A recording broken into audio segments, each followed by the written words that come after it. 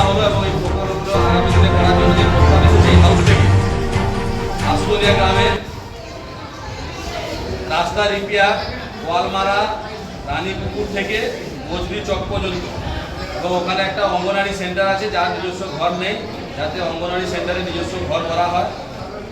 রাস্তা রিপেয়ার ও জলের লাইন ও জলের ট্যাঙ্কি। পানি জলটা কেন্দ্রটা মহলি